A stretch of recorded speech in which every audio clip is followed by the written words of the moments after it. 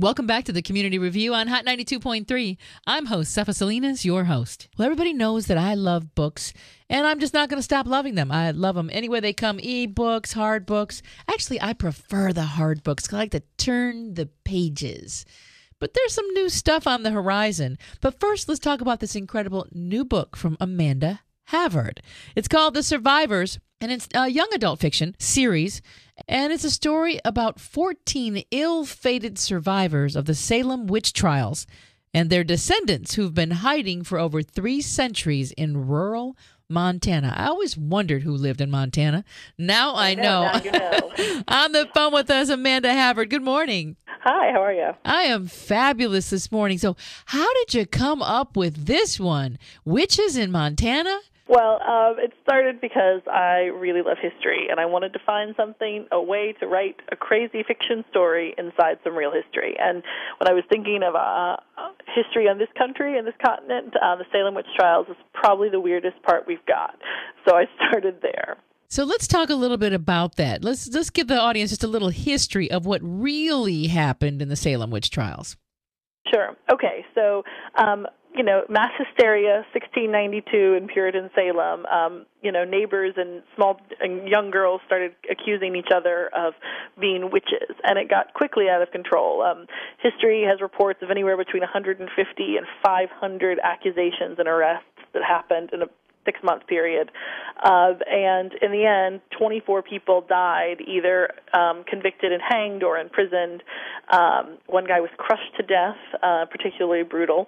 And then we have a lot of documentation to support the idea that there were probably a lot of accusations we didn't know about, or that maybe have been erased from public record. And my story picks up there. It plays with the idea that there were a number of kids who were accused as witches and exiled instead of killed. And then because they survived and thus call themselves survivors, they've been in hiding because they don't know why they're living, and they don't know why they've survived all this time. 3 centuries they've been living in Montana in your story. 3 centuries, yes. And they look all different ages. The oldest of them stopped aging when she was about 12 years old. And so it's a freaky little situation.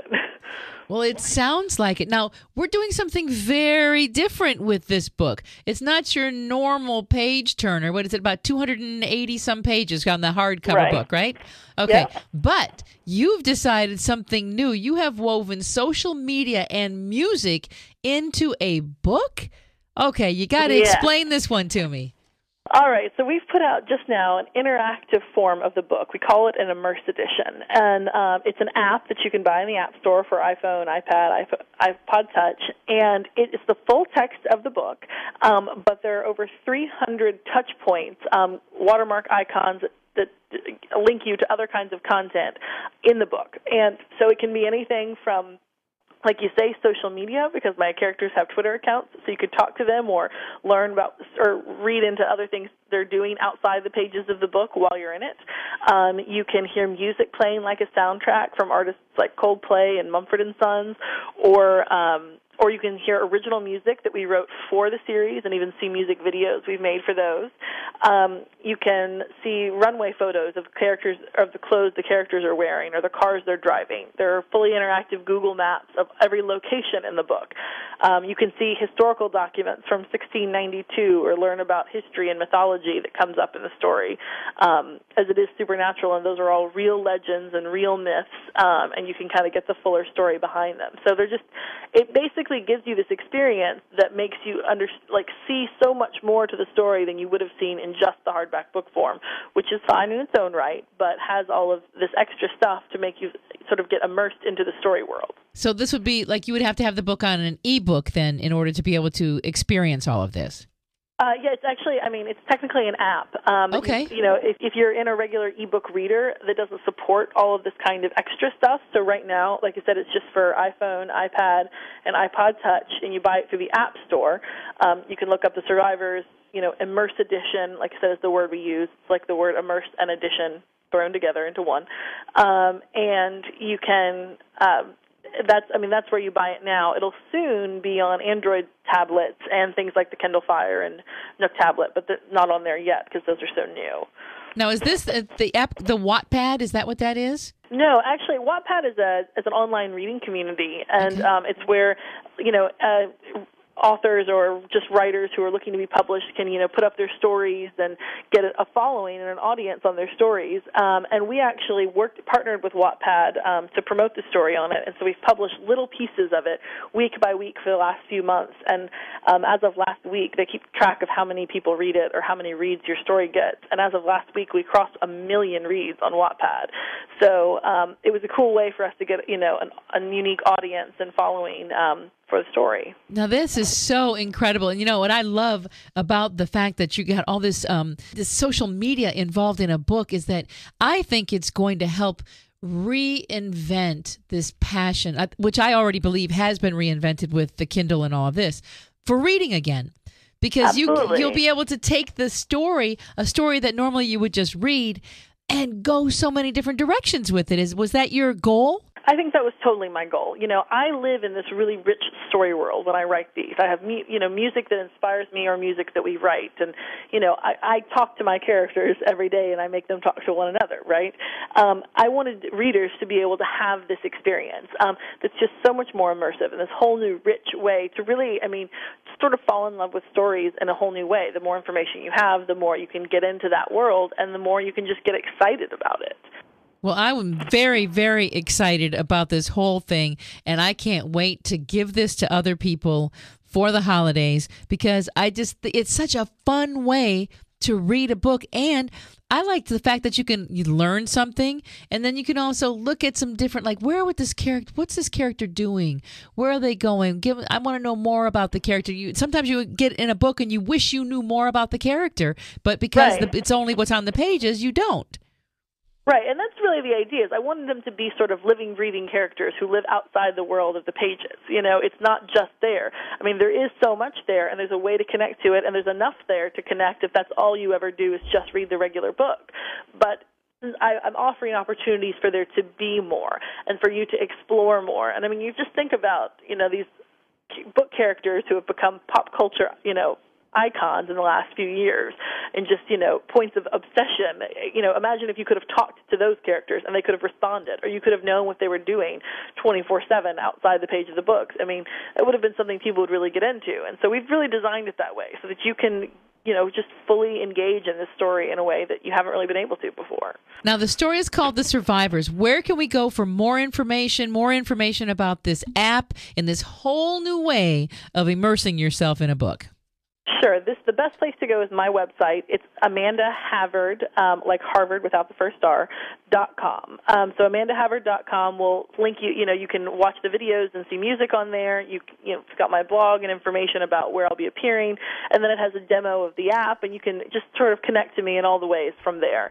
We're obviously all over Facebook.com/thesurvivors and /Amanda Havard. We're everywhere, but that's a great place to go and find out more, link to download the app and everything. And you'll be able to get the book there as well? Yes, there are links to buy the book. And the book you can really order. The easiest to do is order online, and you can order it anywhere online. Everyone's got it online. Very, very cool. So get the book and get the app and just lose yourself over the holidays in this book then. I love it. I'm so glad you love it. Thanks so much for having me. I love the idea because I love books. I love reading. I hated when there came a time when they were closing libraries and they were saying nobody's reading books anymore. They're closing bookstores. And I said, you know what? It's going to come back. I know it is because there's just nothing like a book. Losing yourself in a story, being able to take yourself to another place, being able to read about somebody's life who's more miserable than your own, and then you go, you know what, my life's not so bad. Pretty good, I'm not being chased by shapeshifters or witches or vampires like poor Sadie in The Survivors. But it just allows you to lose yourself, and isn't that the magic of what literature is all about? Absolutely, that's my favorite thing. We just talk about this being a new kind of magic to books. that's really what this is. And I'm so excited that I'm a part of a project that might re-engage people into reading who aren't big readers, and like you say, bring them back into this magic of story world, because it's my favorite place to be. So the more the merrier. Well, it's my favorite place to be. And Amanda, anytime you write a book, you make sure you come back and see us. And congratulations on opening up a whole new world of book reading. We appreciate it so much. Thanks, you too. So we've worked on your to-do list. I've given you a way to totally escape on a rainy weekend with a book where you can follow the characters, change the scenes, listen to music, listen to their words, go follow them on Twitter. I'm telling you, this is going to be the future of books. 2012 kind of has its own mystique about it for a whole lot of reasons. So I thought we might look at just one more book before we move along. Well, literature and being literate and reading are things that are very, very, very important to me. Everybody knows that. I love books. I promote books every chance I get. I think that everybody should read, all ages. I don't care if the child can't read yet. Put a book in their hand. I know 4-year-olds that sit for hours with books in their hands, making up the stories as they flip through the pages. It is never too early or too late to get somebody excited about reading, because if you can read, there is absolutely nothing in this world that you cannot find information on or find out. Now, how about a profound spiritual journey for extraordinary healing and redemption? That's something that, especially with 2012 right here, everybody's looking this year to find themselves. Somehow everybody thinks there's something magical about 2012 because of the Mayan calendar. So we've all put this magical thing on 2012. Lifting the Wheel of Karma, been written by Paul Magid. It's an incredibly inspiring book. I tell you, I read the book and I went through it, and then I had to go back and go through certain paragraphs again because certain things in there I immediately identified with, or I wanted to write down, and I had a highlighter that I wanted to start using in the book so I could remember certain passages. It is a book about a gifted high school athlete from Montana. He's loved by his family, yet tormented by nightmare visions that he can't explain or escape. And he believes the answer to what threatens him can be found in knowledge possessed by a mystical old wise man who lives deep within the Himalayas.